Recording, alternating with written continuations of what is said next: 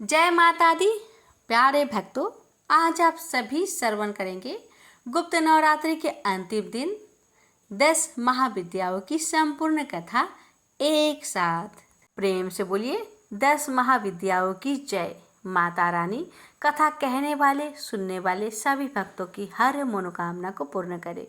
जय माता दी। गुप्त नवरात्रि के पहला दिन माँ काली की व्रत कथा। भक्तों, 10 महाविद्याओं में काली प्रथम है। महाभागवत के अनुसार महाकाली ही मुख्य है और उन्हीं के उग्र और सौम्य 2 रूपों में अनेक रूप धारण करने वाली 10 महाविद्याएं हैं। विद्यापति भगवान शिव की शक्तियां, ये महाविद्याएं अनंत सिद्धियां प्रदान करने में समर्थ है। दार्शनिक दृष्टि से भी काल तत्व की प्रधानता सर्वोपरि है।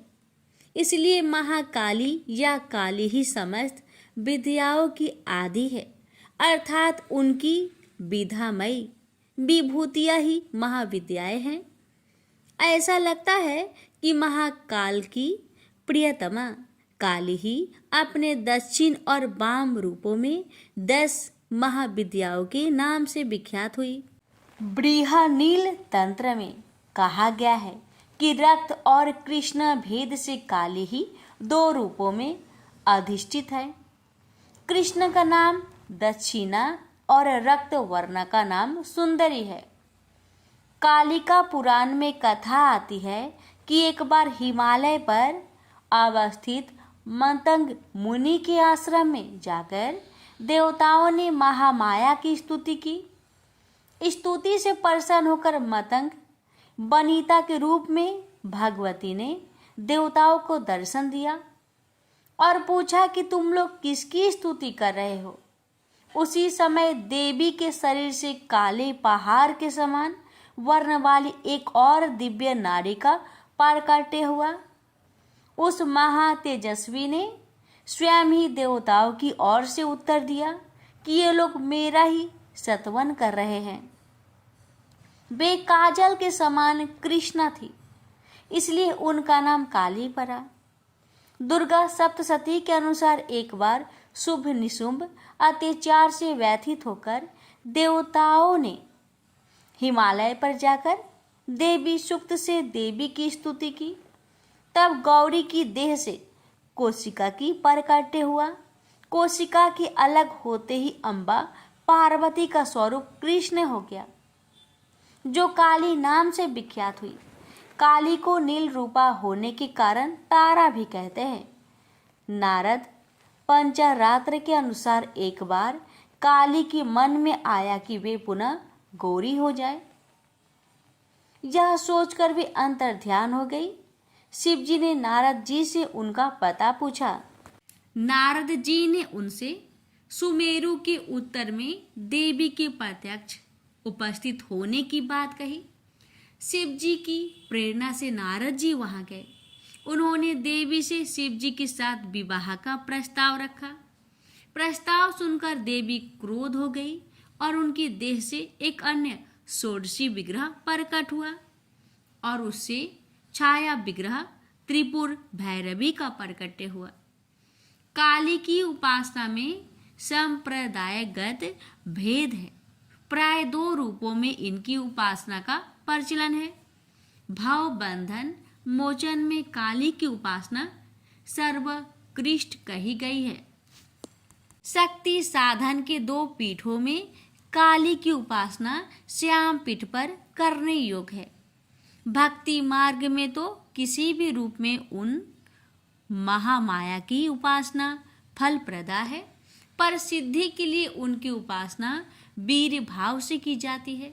साधना के द्वारा जब अहंता, ममता और भेद बुद्धि का नाश होकर साधक में पूर्ण शिशु तत्व का उदय हो जाता है, तब काली का श्री विग्रह साधक के समक्ष प्रकट हो जाता है। उस समय भगवती काली की छवि अवर्णीय होती है। कज्जल के पहाड़ के समान दिग्वसना, मुक्त कुंतला, स्व पर आरूढ़ मुंड माला धारिणी भगवती काली का प्रत्यक्ष दर्शन साधक को कृतार्थ कर देता है। तांत्रिक मार्ग में यद्यपि काली की उपासना दीक्षा गम्य है, तथापि अनन्य शरणागति के द्वारा उनकी कृपा किसी को भी प्राप्त हो सकती है। मूर्ति मंत्र अथवा गुरु द्वारा उपदिष्ट किसी भी आधार पर भक्ति भाव से मंत्र जप, पूजा, होम और पुरस्सरण करने से भगवती काली प्रसन्न हो जाती है। उनकी प्रसन्नता से साधक को सहज ही संपूर्ण अभिष्टों की प्राप्ति हो जाती है। प्रेम से बोलिए माँ काली की जय। माँ तारा की कथा। भगवती काली को ही नील रूपा होने के कारण तारा भी कहते हैं।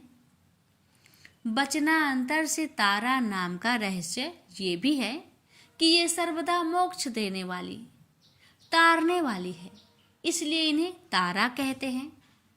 महाविद्याओं में ये द्वितीय स्थान पर परिगणित है। अनायास ही वाक शक्ति प्रदान करने में समर्थ है, इसलिए इन्हें नील सरस्वती भी कहते हैं। भयंकर विपत्तियों से भक्तों की रक्षा करती है, इसलिए उग्र तारा है। बृहनील तंत्र आदि ग्रंथों में भगवती तारा के स्वरूप की विशेष चर्चा है। हयग्रीव का वध करने के लिए इन्हें नील विग्रह प्राप्त हुआ था। ये स्वरूप शिव पर परिया लीढ़ मुद्रा में आरूढ़ है। भगवती तारा नील वर्ण वाली, नील कमलों के समान 3 नेत्र वाली तथा हाथों में कैंची, कपाल, कमल और खड्ग धारण करने वाली है।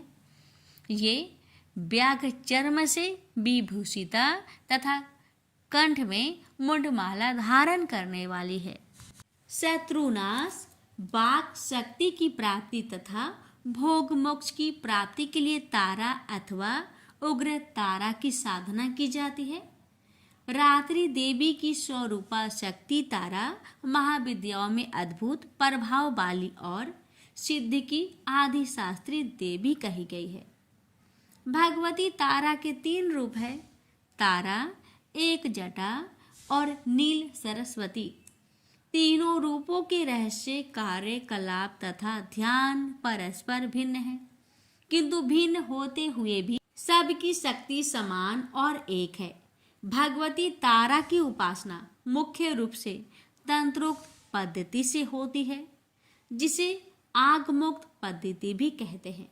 इनकी उपासना से सामान्य व्यक्ति भी बृहस्पति के समान विद्वान हो जाता है।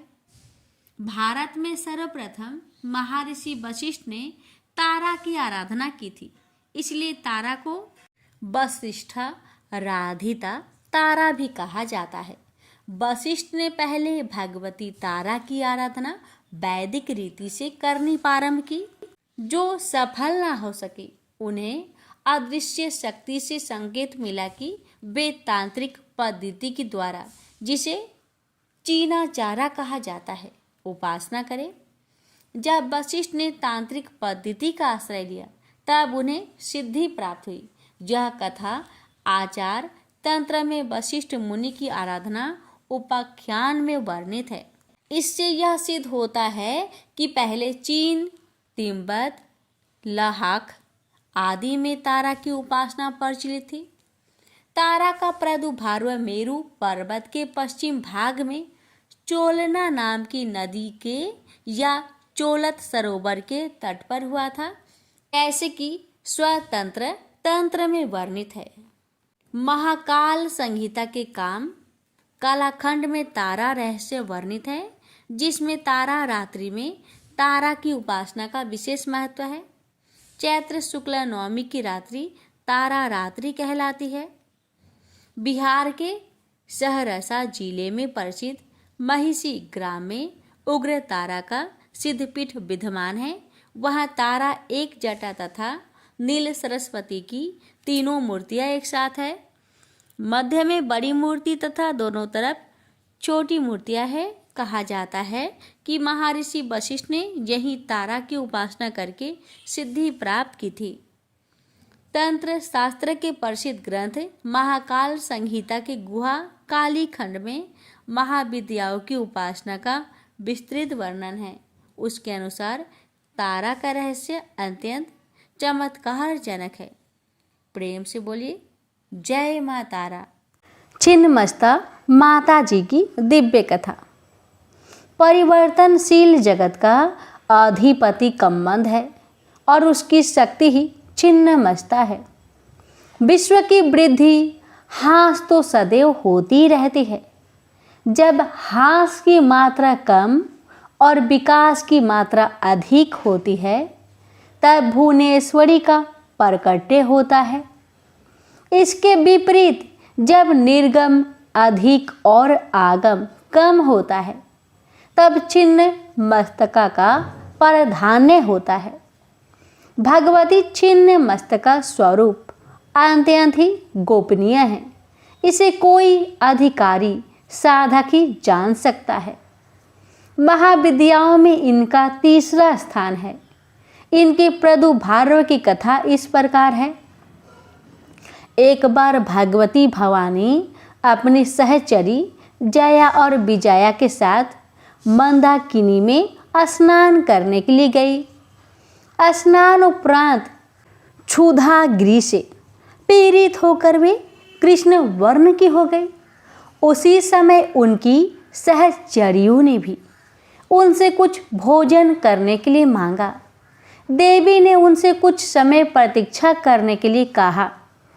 थोड़ी देर प्रतीक्षा करने के बाद सहचरियों ने जब पुनः भोजन के लिए निवेदन किया तब देवी ने उनसे कुछ देर और प्रतीक्षा करने के लिए कहा। भक्तों, इस पर सहचरियों ने देवी से विनम्र स्वर में कहा कि माँ तो अपने शिशुओं को भूख लगने पर अविलंब भोजन प्रदान करती है। आप हमारी उपेक्षा क्यों कर रही है? अपने सहचरियों के मधुर वचन सुनकर कृपामयी माँ देवी ने अपने ही खड्ग से अपना सिर को काट दिया। कटा हुआ सिर देवी के बाएं हाथ में आ गिरा और उनके कमबंध से रक्त की 3 धाराएं प्रवाहित हुई। वे 2 धाराओं को अपनी दोनों सहचरियों की ओर प्रवाहित कर दी, जिसे पीती हुई दोनों प्रसन्न होने लगी और तीसरी धारा को देवी स्वयं पान करने लगी। तभी से देवी छिन्न मस्तका के नाम से प्रसिद्ध हुई।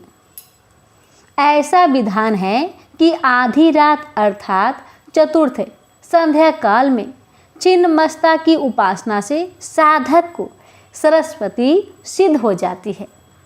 शत्रु विजय, समूह स्तंभ, राज्य प्राप्ति और दुर्लभ मोक्ष प्राप्ति के लिए छिन्न मस्तका की उपासना अमोघ है। छिन्न मस्तका आध्यात्मिक स्वरूप अत्यंत महत्वपूर्ण है। छिन्न यज्ञ शीर्ष की प्रतीक ये देवी श्वेत कमल पीठ पर खड़ी है। दिशाएं ही इनके वस्त्र है। इनकी नाभि में योनि चक्र है। कृष्ण तम और रक्त रज गुणों की देवियाँ इनकी सहचरिया है। ये अपना शीश काट कर भी जीवित है। ये अपने आप में पूर्ण अंतर्मुखी है, साधन का संकेत है। विद्वानों ने इस कथा में सिद्धि की चरम सीमा का निर्देश माना है। योग शास्त्र में 3 ग्रंथियां बताई गई है, जिनके भेदन के बाद योगी को पूर्ण सिद्धि प्राप्त होती है। इन्हें ब्रह्म ग्रंथि, विष्णु ग्रंथि तथा रुद्र ग्रंथि कहा गया है। मूसलाधार में ब्रह्म ग्रंथि, मणिपुर में विष्णु ग्रंथि तथा आज्ञा चक्र में रुद्र ग्रंथि का स्थान है। इन ग्रंथियों के भेदन से ही औदेतांत नंद की प्राप्ति होती है। योगियों का एक ऐसा अनुभव है कि मणिपुर चक्र के नीचे की नाड़ियों में ही काम और रति का मूल है। उसी पर छिन्न महाशक्ति आरूढ़ है। इसका ऊर्ध्व प्रवाह होने पर रुद्र ग्रंथि का भेदन होता है। छिन्न मस्तका वज्र विरोचनी नाम शक्तो बौद्धों तथा जैनों में समान रूप से प्रचलित है। देवी की दोनों सहचर्या रजोगुण तथा तमोगुण की प्रतीक है। कमल विश्व प्रपज्ञ है और कामरति चिदानंदन की स्थूल वृत्ति है। बृहदारण्य की अश्वशीर विद्या, शाक्तों की हायग्रीव विद्या तथा गणपतियों की छिन्न शीर्ष गणपति का रहस्य भी छिन्नमस्ता से ही संबंधित है। हिरण्यकशिपु, बैरोचन आदि छिन्नमस्तका के ही उपासक थे, इसलिए इन्हें वज्र बैरोचन्य कहा गया है। बैरोचन अग्नि को कहते हैं। अग्नि का स्थान मणिपुर में छिन्नमस्तका का ध्यान किया जाता है और वज्र नाड़ी में इनका प्रवाह होने से इन्हें वज्र बैरोचन्य कहते हैं। श्री भैरव तंत्र में कहा गया है कि इनकी आधार से साधक जीव भाव से मुक्त होकर शिव भाव को प्राप्त कर लेते हैं। प्रेम से बोलिए छिन्नमस्ता माता की जय। माता सब भक्तों पर अपनी कृपा सदा बनाए रखे। प्रेम से बोलिए षोडशी माता की जय। माता की कृपा सभी भक्तों पर सदा सर्वदा बनी रहे। भक्तों, षोडशी महेश्वरी शक्ति की सबसे मनोहर श्री विग्रह वाली सिद्ध देवी है। महाविद्याओं में इनका चौथा स्थान है। 16 अक्षरों के मंत्र वाली इन देवी की अंग कांति उदयमान सूर्य मंडल की आभा की भांति है। इनकी 4 भुजाएं एवं 3 नेत्र है। ये शांत मुद्रा में लेटे हुए सदा शिव पर स्थित कमल के आसन पर आसीन हैं। इनके चारों हाथों में क्रमशः पास, अंकुश, धनुष और बाण सुशोभित है। वर देने के लिए सदा सर्वदा तत्पर भगवती का श्री विग्रह सौम्य और हृदय दया से आपूरित है। जो इनका आश्रय ग्रहण कर लेते हैं उनमें और ईश्वर में कोई भेद नहीं रह जाता। वस्तुतः इनकी महिमा अवर्णीय है। संसार के समस्त मंत्र तंत्र इनकी आराधना करते हैं। वेद भी इनका वर्णन करने में असमर्थ है। भक्तों को ये प्रसन्न होकर सब कुछ दे देती है। अभीष्ट तो सीमित अर्थवाच्य है। प्रशांत हिरण्य गर्भ ही शिव है और उन्हीं की शक्ति षोडशी है। तंत्र शास्त्रों में षोडशी देवी को पंचवक्त्र अर्थात 5 मुखों वाली बताई गई है। चारों दिशाओं में 4 और एक ऊपर की ओर मुख होने से इन्हें पंचवक्ता कहा जाता है। देवी के 5 मुख तत्पुरुष, सधोजात, वामदेव, अघोर और ईशान शिव के 5 रूपों के प्रतीक है। 5 दिशाओं के रंग क्रमशः हरित, रक्त, धूम्र, नील और पीत होने से ये मुख भी उन्हीं रंगों के हैं। देवी के 10 हाथों में क्रमशः अभय, टंक, शूल, वज्र, पाश, खड्ग, अंकुश, घंटा, नाग और अग्नि है। इनमें 16 कलाएं परिपूर्ण रूप से विकसित है। अतएव ये षोडशी कहलाती है। षोडशी को श्री विद्या भी माना जाता है। इनके ललिता, राज राजेश्वरी, महात्रिपुर सुंदरी, बाला, पंचदशी आदि अनेक नाम हैं। इन्हें आदि शक्ति माना जाता है। अन्य विद्याएं भोग या मोक्ष में से एक ही देती है।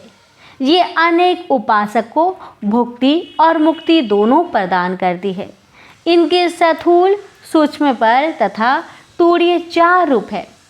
एक बार परम्बा पार्वती जी ने भगवान शिव से पूछा, भगवान आपके द्वारा प्रकाशित तंत्र शास्त्र की साधन से जीव की आधि व्याधि शोक संताप दीनता हीनता तो दूर ही हो जाएंगे, किंतु गर्भवास और मरण के असह दुख की निवृत्ति तो इससे नहीं होगी।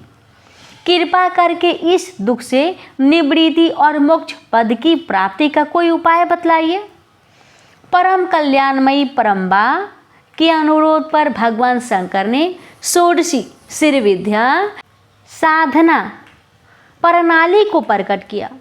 भगवान शंकराचार्य ने श्री विद्या के रूप में इन्हें षोडशी देवी की उपासना की थी।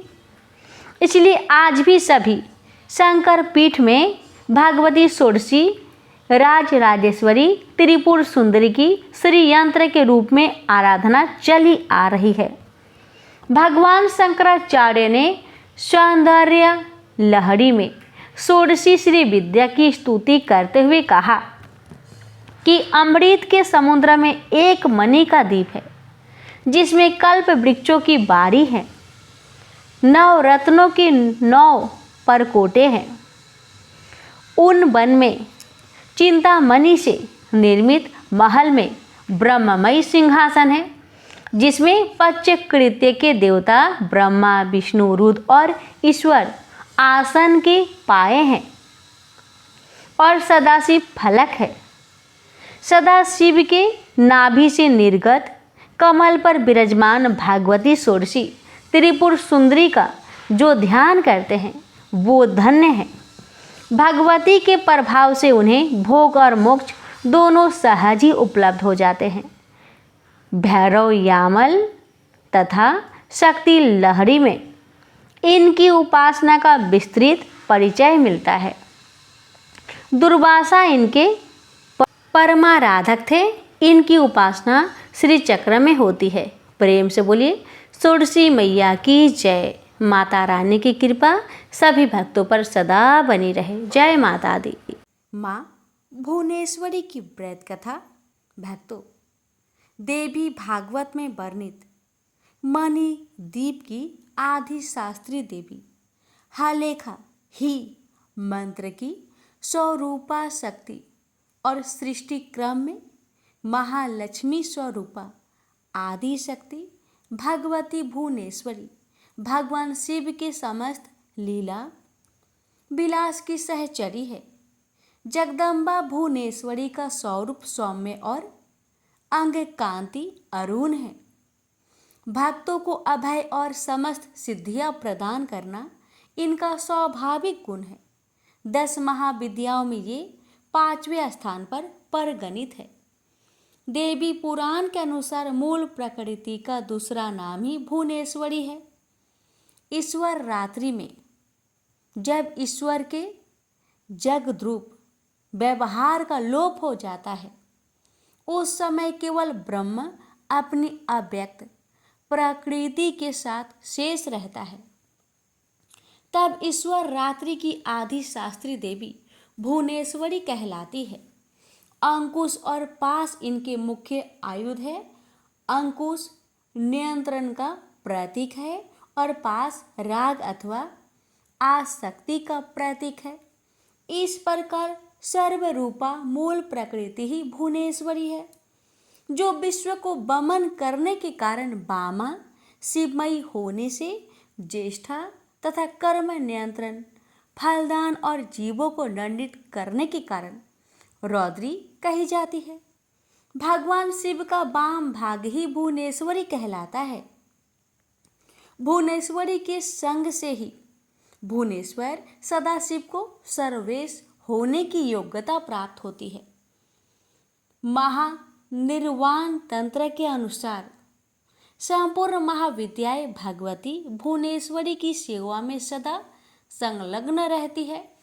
7 करोड़ महामंत्र इनकी सदा आराधना करते हैं। 10 महाविद्याएं ही 10 सोपान हैं। काली तत्व से निर्गत होकर कमला तत्व की 10 स्थितियां हैं, जिनसे अव्यक्त भुवनेश्वरी व्यक्त होकर ब्रह्मांड का रूप धारण कर सकती है तथा प्रलय में कमला से अर्थात व्यक्त जगत से कर्मशः लय होकर काली रूप में मूल प्रकृति बन जाती है। इसलिए इन्हें काल की जन्मदात्री भी कहा जाता है।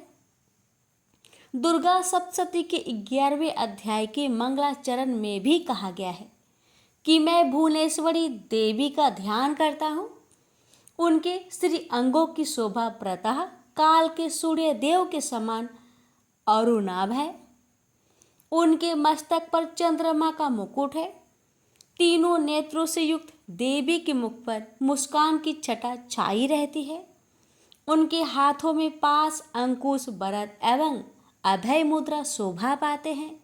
इस प्रकार बढ़िया नील तंत्र की यह धारणा पुराणों के विवरण से भी पुष्ट होती है। पर कारा अंतर से काली और भुवनेशी दोनों में अभेद है। अव्यक्त प्रकृति भुवनेश्वरी ही रक्त वर्णा काली है। देवी भागवत के अनुसार दुर्गम नामक दैत्य के अत्याचार से संतप्त होकर देवताओं और ब्राह्मणों ने हिमालय पर सर्व कारण स्वरूपा भगवती भुवनेश्वरी की ही आराधना की थी। उनकी आराधना से प्रसन्न होकर भगवती भुवनेश्वरी की तत्काल प्रकट हो गई। वे अपने हाथों में बाण, कमल, पुष्प तथा शाक मूल लिए हुए थी। उन्होंने अपने नेत्र से अश्रु जल की सहस्त्र धाराएं प्रकट की। इस जल से भूमंडल के सभी प्राणी तृप्त हो गए। समुद्रों तथा सारिताओं में अगाध जल भर गया और समस्त औषधियाँ सींच गई। अपने हाथ में लिए गए शाकों और फल मूल से प्राणियों का पोषण करने के कारण भगवती भुवनेश्वरी शताक्षी तथा शाकंभरी नाम से विख्यात हुई।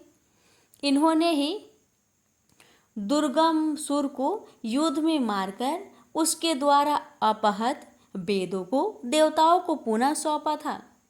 उसके बाद भगवती भुवनेश्वरी का एक नाम दुर्गा प्रसिद्ध हुआ। भगवती भुवनेश्वरी की उपासना पुत्र प्राप्ति के लिए विशेष फलप्रदा है। रुद्र यामल में इनका कवच, नील सरस्वती तंत्र में इनका हृदय तथा महातंत्र वर्ण में इनका सहस्त्र नाम संकलित है। प्रेम से बोलिए भुवनेश्वरी मैया की जय। माता सब पर अपनी कृपा सदा सर्वदा बनाए रखे। जय माता दी। त्रिपुर भैरवी माता की व्रत कथा। भक्तों, चियमान विश्व के अधिष्ठान दक्षिणामूर्ति काल भैरव है। उनकी शक्ति ही त्रिपुर भैरवी है। ये ललिता या महात्रिपुर सुंदरी की रथवाहिनी है। ब्रह्मांड पुराण में इन्हें योगिन योगी आदि शास्त्री देवी के रूप में चित्रित किया गया है। मत्स्य पुराण में इनके त्रिपुर भैरवी, कोलेश भैरवी, रुद्र भैरवी, चैतन्य भैरवी तथा नित्य भैरवी आदि रूपों का वर्णन प्राप्त होता है। इंद्रियों पर विजय और स्वतंत्र उत्कर्ष की प्राप्ति हेतु त्रिपुर भैरवी की उपासना का वर्णन शास्त्रों में मिलता है। महाविद्याओं में इनका छठा स्थान है। त्रिपुर भैरवी का मुख्य उपयोग घोर कर्म में होता है। इनके ध्यान का उल्लेख दुर्गा सप्तशती के 3 अध्याय में महिषासुर वध के प्रसंग में हुआ है। इनका रंग लाल है। ये लाल वस्त्र पहनती है, गले में मुंडमाला धारण करती है और स्तनों पर रक्त चंदन का लेप करती है। ये अपने हाथों में जप माला, पुस्तक तथा वर और अभय मुद्रा धारण करती है। ये कमला आसन पर विराजमान है। भगवती त्रिपुर भैरवी ने ही मधुपान करके महिषासुर का हृदय विदीर्ण किया था। रुद्रयामल एवं भैरवी कुल सर्वस्व में इनकी उपासना तथा कवच का उल्लेख मिलता है। संकटों से मुक्ति के लिए भी इनकी उपासना करने का विधान है। घोर कर्म के लिए काल की विशेष अवस्था जनित मानों को शांत कर देने वाली शक्ति को ही त्रिपुर भैरवी कहा जाता है। इनका अरुण वर्ण विमर्श का प्रतीक है। इनके गले में सुशोभित मुंडमाला ही वर्णमाला है। देवी की रक्त लिप्त पयोधर रजोगुण संपन्न सृष्टि प्रक्रिया के प्रतीक है। अक्ष जपमाला वर्ण समार्य की प्रतीक है। पुस्तक महाविद्या है। त्रिनेत्र वेदयत्री है तथा सीमित हास करुणा है। आगम ग्रंथ के अनुसार त्रिपुर भैरवी एकाक्षर रूप प्रणव है। इनसे संपूर्ण भुवन प्रकाशित हो रहे हैं तथा अंत में इन्हीं में लय हो जाएंगे। अ से लेकर विसर्ग तक 16 वर्ण भैरव कहलाते हैं तथा क से लेके छ तक वर्ण योनि अथवा भैरवी कहे जाते हैं। स्वच्छंदो धोत के प्रथम पटल में इस पर विस्तृत प्रकाश डाला गया है। यहाँ पर त्रिपुर भैरवी को योगी स्वरी रूप में उमा बतलाया गया है। इन्होंने भगवान शंकर को पति रूप में प्राप्त करने के लिए कठोर तपस्या करने का दृढ़ निश्चय किया था। बड़े बड़े ऋषि मुनि भी इनकी तपस्या को देखकर दंग रह गए। इससे सिद्ध होता है कि भगवान शंकर की उपासना में निरत उमा का दृढ़ निश्चयी स्वरूप ही त्रिपुर भैरवी का परिचायक है। त्रिपुर भैरवी की स्तुति में कहा गया है कि भैरवी सूक्ष्म बाग तथा जगत के मूल करण की आदि शास्त्री है। त्रिपुर भैरवी के अनेक भेद है, जैसे सिद्धि भैरवी, चैतन्य भैरवी, भुवनेश्वरी भैरवी, कमलेश्वरी भैरवी, कामेश्वरी भैरवी, षटकुटा भैरवी, नित्या भैरवी, कोलेशी भैरवी, रुद्र भैरवी आदि। सिद्धि भैरवी उत्तरामार्या पीठ की देवी है। नित्या भैरवी पश्चिमा मार्या पीठ की देवी है। इनके उपासक स्वयं भगवान शिव है। रुद्र भैरवी दक्षिणा मार्या पीठ की देवी है। इनके उपासक भगवान विष्णु है। त्रिपुर भैरवी के भैरव बटुक है। मुंडमाला तंत्रानुसार त्रिपुर भैरवी को भगवान नरसिंह ही अभिन्न शक्ति बताया गया है। सृष्टि में परिवर्तन होता रहता है, इसका मूल कारण आकर्षण विकर्षण है। इस सृष्टि के परिवर्तन में क्षण क्षण में होने वाली भावी क्रिया की अधिष्ठात्री शक्ति ही वैदिक दृष्टि से त्रिपुर भैरवी कही जाती है। त्रिपुर भैरवी की रात्रि का नाम काल रात्रि तथा भैरव का नाम काल भैरव है। प्रेम से बोलिए त्रिपुर भैरवी माता की जय। तो भक्तों, ये थी माँ त्रिपुर भैरवी की महिमा और गाथा। माता रानी की कृपा आप सभी भक्तों पर सदा बनी रहे। जय माँ। माँ धूमावती की व्रत कथा। भक्तों, धूमावती देवी महाविद्याओं में 7वें स्थान पर परिगणित है। इनके संदर्भ में कथा आती है कि एक बार भगवती पार्वती भगवान शिव के साथ कैलाश पर्वत पर बैठी हुई थी। उन्होंने महादेव से अपनी क्षुधा का निवारण करने का निवेदन किया। कई बार मांगने पर भी जब भगवान शिव ने उस ओर ध्यान नहीं दिया, तब उन्होंने महादेव को ही उठाकर निगल लिया। उनके शरीर से धूम राशि निकली। शिवजी ने उस समय पार्वती से कहा, आपकी सुंदर मूर्ति धुएं से ढक जाने के कारण धूमावती या ध्रुमा कही जाएंगी। धूमावती महाशक्ति अकेले ही तथा स्वयं नियंत्रिका है। इसका कोई स्वामी नहीं है, इसलिए इसे विधवा कहा गया है। दुर्गा सप्तशती के अनुसार इन्होंने ही प्रतिज्ञा की थी, जो मुझे युद्ध में जीत लेगा तथा मेरा गर्भ दूर कर देगा, वही मेरा पति होगा। ऐसा कभी नहीं हुआ, अतः यह कुमारी है। ये धन या पति रहित है अथवा अपने पति महादेव को निगल जाने के कारण विधवा है। नारद पंचरात्र के अनुसार इन्होंने अपने शरीर से उग्र चंडिका को प्रकट किया था, जो सैकड़ों गिद्धरियों की तरह आवाज करने वाली थी। शिव को निगलने का तात्पर्य है उनके स्वामी तत्व का निषेध। असुरों के कच्चे मांस से इनकी अंगभूता शिवाय तृप्त हुई, यह इनकी भूख का रहस्य है। इनके ध्यान में इन्हें विवर्ण, चंचल, काले रंग वाली, मैले कपड़े धारण करने वाली, खुले केशों वाली विधवा, काक ध्वज वाले रथ पर आरूढ़, हाथ में सूप धारण किए, भूख प्यास से व्याकुल तथा निर्मम आंखों वाली बताया गया है। स्वतंत्र के अनुसार सती ने जब दक्ष यज्ञ में योग अग्नि द्वारा अपने आप को भस्म कर दिया, तब उस समय जो धुआं उत्पन्न हुआ उससे धूमावती विग्रह का प्राकट्य हुआ था। धूमावती की उपासना विपत्ति नाश, रोग निवारण, युद्ध, जय, उच्चाटन तथा मारण आदि के लिए की जाती है। शाक्त प्रमोद में कहा गया है कि इनके उपासक पर दुष्टाभिचार का प्रभाव नहीं पड़ता। संसार में रोग दुख के कारण 4 देवता हैं: ज्वर, उन्माद तथा दाह। रुद्र के कोप से मूर्छा, विकलांगता, यम के कोप से धूल, गाठिया, लकवा, वरुण के कोप से तथा शोक, कलह, क्षुधा, तृष्णा आदि निरीति के कोप से होते हैं। शपथ पथ ब्राह्मण के अनुसार धूमावती और निरीति एक है। यह लक्ष्मी जी की ज्येष्ठा है, अतः ज्येष्ठा नक्षत्र में उत्पन्न व्यक्ति जीवन भर दुख भोगता है। तंत्र ग्रंथों के अनुसार धूमावती उग्र तारा ही है, जो ध्रुमा होने से धूमावती कही जाती है।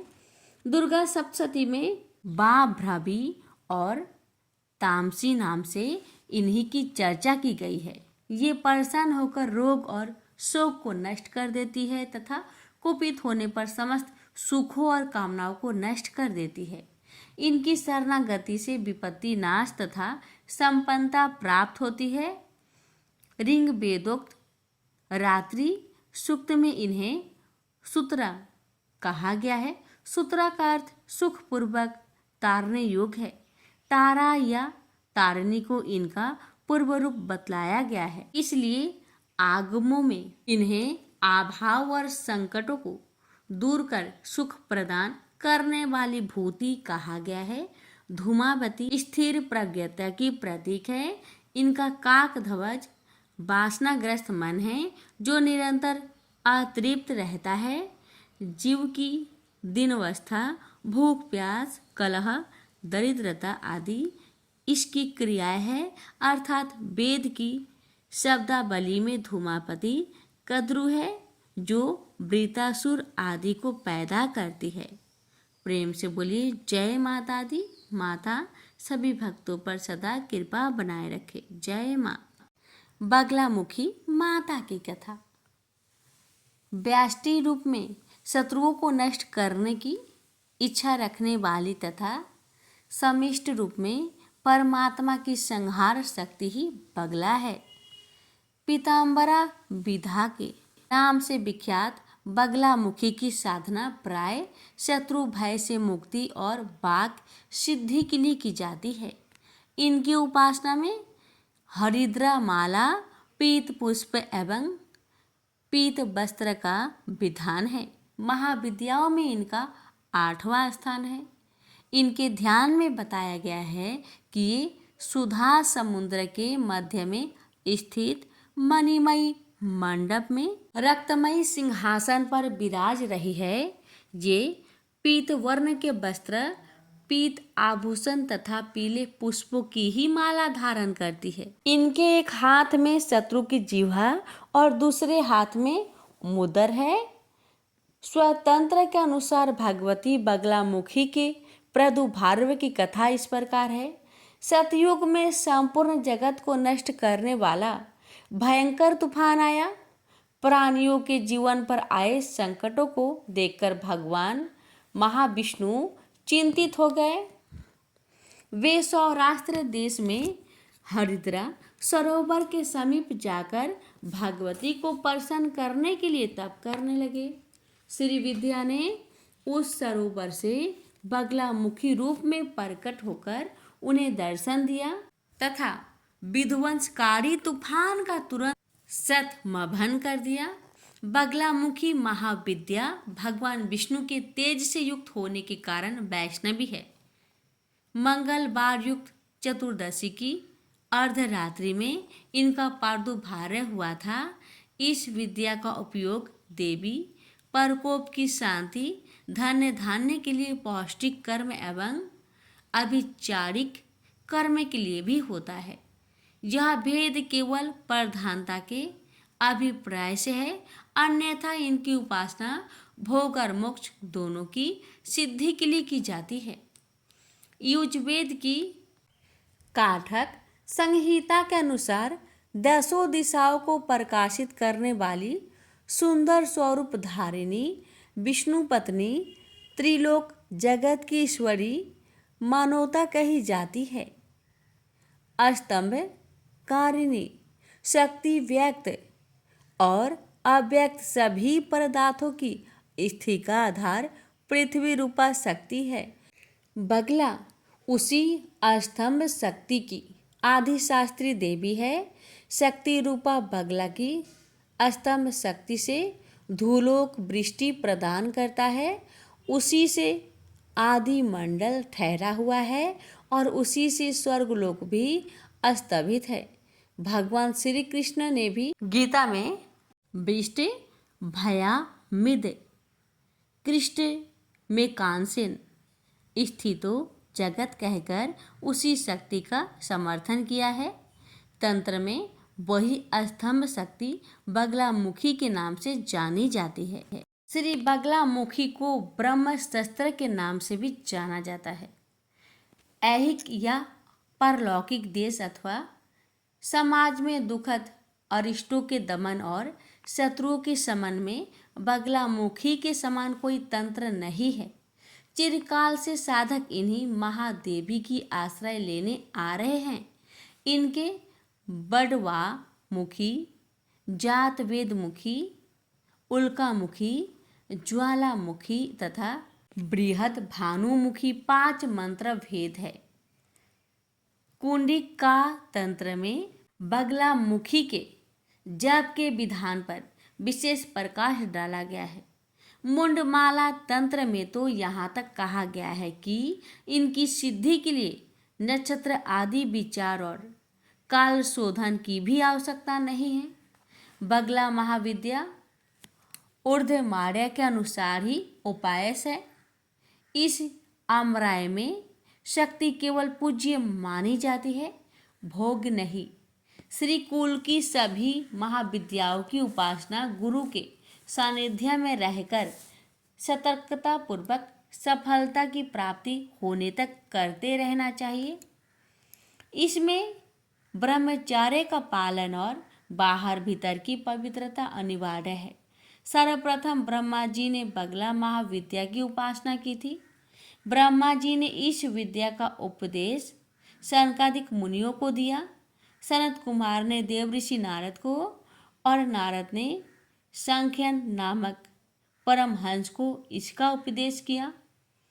सांख्य ने 36 पटलों में उपनिषद बगला तंत्र की रचना की।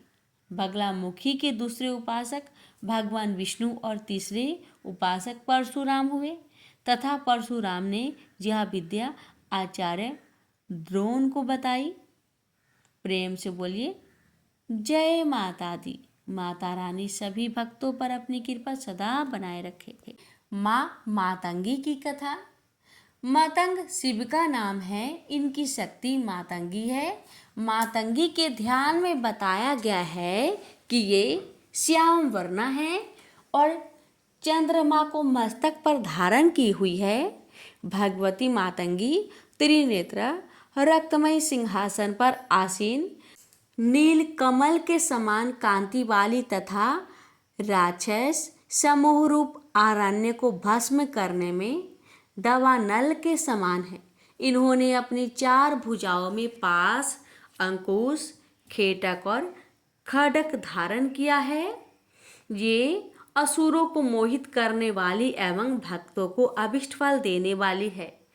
गृहस्थ जीवन को सुखी बनाने, पुरुषार्थ सिद्धि और बगिलास में पारंगत होने के लिए मातंगी की साधना श्रेयस्कर है। महाविद्याओं में ये 9वें स्थान पर परिगणित है। नारद पांचरात्र के 12वें अध्याय में शिव को चंडाल तथा शिवा को उच्छिष्ट चंडाली कहा गया है। इनका ही नाम मातंगी है। पूरा काल में मतंग नामक मुनि ने नाना वृक्षों से परिपूर्ण कदम वन में सभी जीवों को बस में करने के लिए भगवती त्रिपुरा की प्रसन्नता हेतु कठोर तपस्या की थी।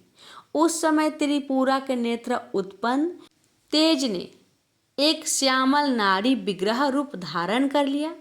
इन्हीं राज मातंगिनी ने कहा गया है, यह दक्षिणी तथा पश्चिम मार्ग की देवी है। राज मातंगी, सुमुखी, वश्य मातंगी तथा कर्ण मातंगी इनके नामांतर है। मातंगी के भैरव का नाम मतंग है। ब्रह्म यामल इन्हें मतंग मुनि की कन्या बताता है। 10 महाविद्याओं में मातंगी की उपासना विशेष रूप से वाक सिद्धि के लिए की जाती है।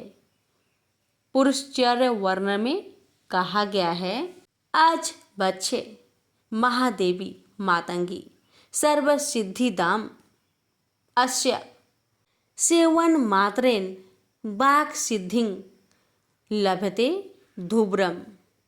मातंगी के अस्थूल रूपात्मक प्रतीक विधान को देखने से यह भली भांति ज्ञात हो जाता है कि ये पूर्णतया बाघ देवता की ही मूर्ति है।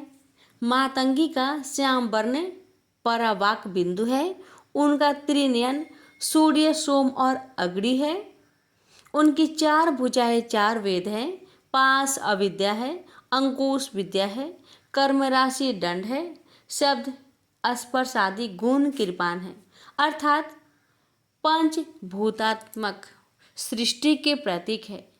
कदम्ब वन ब्रह्मांड का प्रतीक है। योग राजपनिषद में ब्रह्मलोक को कदम गोलाकार कहा गया है। कदम गोलाकार ब्रह्मलोकम वज्रंती ते। भगवती मातंगी का सिंहासन शिवात्मक महामज्ज या त्रिकोण है। उनकी मूर्ति सूक्ष्म रूप में यंत्र तथा परम रूप में भावना मात्र है। दुर्गा सप्तशती के 7वें अध्याय में भगवती मातंग के ध्यान का वर्णन करते हुए कहा गया है कि वे रक्तमयी सिंहासन पर बैठकर पढ़ते हुए तोते का मधुर शब्द सुन रही है। उनके शरीर का वर्ण श्याम है। वे अपना एक पैर कमल पर रखी हुई है। अपने मस्तक पर अर्धचंद्र तथा गले में कलहार पुष्पों की माला धारण करती है। बीना बजाते हुई भगवती मातंगी के अंग में कसी हुई चोली शोभा पा रही है। वे लाल रंग की साड़ी पहने तथा हाथ में शंखमयी पात्र लिए हुए हैं। उनके बदन पर मधु का हल्का हल्का प्रभाव जान पड़ता है और ललाट में बिंदी शोभा पा रही है। इनकी बल्ली की धारण करना नाद का प्रतीक है। तोते का पढ़ना ह्रीं वर्ण का उच्चारण करना है, जो बीजाक्षर का प्रतीक है। कमल वर्णात्मक सृष्टि का प्रतीक है। शंख पात्र ब्रह्मरंध्र तथा मधु अमृत का प्रतीक है। रक्त वस्त्र अग्नि या ज्ञान का प्रतीक है। बाघ देवी के अर्थ में मातंगी या व्याकरण रूपा है तो सुख शिक्षा का प्रतीक है। 4 भुजाएं वेद चतुर्षय है। इस प्रकार तंत्रिका को भगवती मातंगी महाविद्या वेदों की सरस्वती ही है। तंत्र ग्रंथों में इनकी उपासना का विस्तृत वर्णन प्राप्त होता है। प्रेम से बोलिए जय माता दी। माता रानी सभी भक्तों पर अपनी कृपा सदा सर्वदा बनाए रखे। माँ कमला की कथा। श्री भागवत के 8वें स्कंद के 8वें अध्याय में कमला के उद्धव की विस्तृत कथा आई है। देवताओं एवं असुरों के द्वारा अमृत प्राप्ति के उद्देश्य से किए गए समुद्र मंथन के फलस्वरूप इनका प्रादुर्भाव हुआ था। इन्होंने भगवान विष्णु को पति रूप में वरण किया था। महाविद्याओं में ये 10वें स्थान पर परिगणित है। भगवती कमला वैष्णवी शक्ति है तथा भगवान विष्णु की लीला सहचरी है, अतः इनकी उपासना जगदाधार शक्ति की उपासना है। ये एक रूप में समस्त भौतिक या प्राकृतिक संपत्ति की आदि शास्त्रीय देवी है और दूसरे रूप में सच्चिदानंदमयी लक्ष्मी है जो भगवान विष्णु से अभिन्न है। देवता, मानव एवं दानव सभी इनकी कृपा के बिना पंगु है, इसलिए आगम और निगम दोनों में इनकी उपासना समान रूप से वर्णित है। सभी देवता, राक्षस, मनुष्य, सिद्ध और गंधर्व इनकी कृपा प्रसाद के लिए ललायित रहते हैं। महाविद्या कमला के ध्यान में बताया गया है कि इनकी कांति स्वर्ण के समान है। हिमालय के सदृश श्वेत वर्ण के 4 हाथी अपने सूर में 4 स्वर्ण कलश लेकर इन्हें स्नान करा रहे हैं। ये अपनी 2 भुजाओं में वर एवं अभय मुद्रा तथा 2 भुजाओं में 2 कमल पुष्प धारण की है। इनके सिर पर सुंदर किरीट तथा तन पर रेशमी परिधान सुशोभित है। ये कमल के सुंदर आसन पर आसीन है। समृद्धि के प्रतीक महाविद्या कमला की उपासना स्थिर लक्ष्मी की प्राप्ति तथा नारी पुत्र आदि के सौख्य के लिए की जाती है। कमला को लक्ष्मी तथा षोडशी भी कहा जाता है। भार्गवों के द्वारा पूजित होने के कारण इनका एक नाम भार्गवी है। इनकी कृपा से पृथ्वी पतित्व तथा पुरुषोत्तम तत्व दोनों की प्राप्ति हो जाती है। भगवान आद्य शंकराचार्य द्वारा विरचित कनकधारा स्रोत और श्री सूक्त का पाठ, कमल गट्टों की माला पर श्री मंत्र जप, बेल्व पत्र तथा बेल्व फल के हवन से कमला की विशेष कृपा प्राप्त होती है। स्वतंत्र में कोलासुर के वध के लिए इनका प्रादुर्भाव बताया गया है। वराहित तंत्र के अनुसार प्राचीन काल में ब्रह्मा, विष्णु और शिव द्वारा पूजित होने के कारण कमला का एक नाम त्रिपुरा प्रसिद्ध हुआ। कालिका पुराण में कहा गया है कि त्रिपुर शिव की भार्या होने से इन्हें त्रिपुरा कहा जाता है। शिव अपनी इच्छा से त्रिधा हो गए। उनका ऊर्ध्व भाग गौरवर्ण 4 भुजा वाला चतुर्मुख ब्रह्म रूप कहलाया। मध्य भाग नीलवर्ण 1 मुख और चतुर्भुज विष्णु कहलाया तथा अभो भाग अष्टभिक वर्ण 5 मुख और चतुर्भुज शिव कहलाया। इन तीनों शरीर के योग से शिव त्रिपुर और उनकी शक्ति त्रिपुरा कही जाती है। चिंतामणि गृह में इनका निवास है। भैरव, यामल तथा शक्ति लहरी में इनके रूप तथा पूजा विधान का विस्तृत वर्णन किया गया है। इनकी उपासना से समस्त सिद्धियां सहज ही प्राप्त हो जाती है।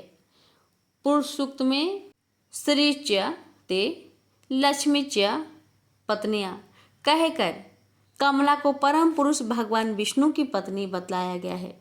अश्वरथ हस्ती के साथ उनका संबंध राज्य भैरव का सूचक है।